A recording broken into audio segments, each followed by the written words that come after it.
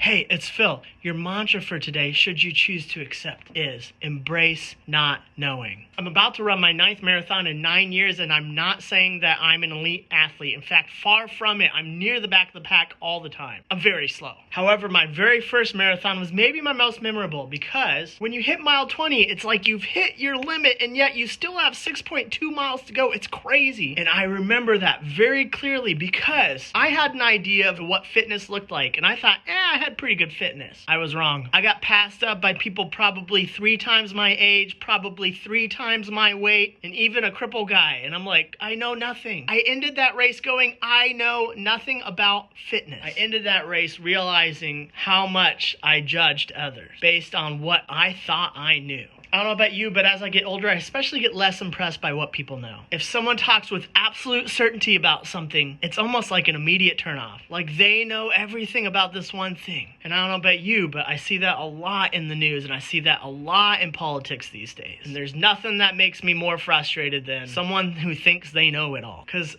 let's be honest, life just isn't that black and white. There's a lot of nuance, and that should be considered when making judgments about people or subjects or hot topics or anything. We all come to our conclusions based on our own experiences, and our own experiences are our own. They're not like anybody else's. They're unique, and that is awesome. That's special. To decide what's true for someone else based on your own limited perspective is pretty arrogant. It's pretty know-it-all, but everyone wants to show what they know because we look down on not knowing. We just do. What if, instead of seeing not knowing as a brick wall, we see it as an open door of opportunity? Opportunity to learn, to grow, to be stretched, for our paradigms to be shifted. What if not knowing maybe isn't necessarily the way to knowing, but it is the way to becoming more open, to becoming more kind-hearted. Maybe it's the way to empathy. Maybe it's the wise path that brings us to our dreams, the person we always wanted to become in the first place. Jane Wagner says, at the moment you are most in awe of all there is about life that you don't understand, you are closer to understanding it all than at any other time. And now when I start any marathon, I don't make judgments of who's going to beat me and who isn't. I see us all as winners as we finish because we did something really hard, something that we went into not necessarily knowing how we would do, and we persevered and we finished. And maybe not knowing isn't weakness. Maybe not knowing is the way to finish strong. Friends, have a good day. Bye.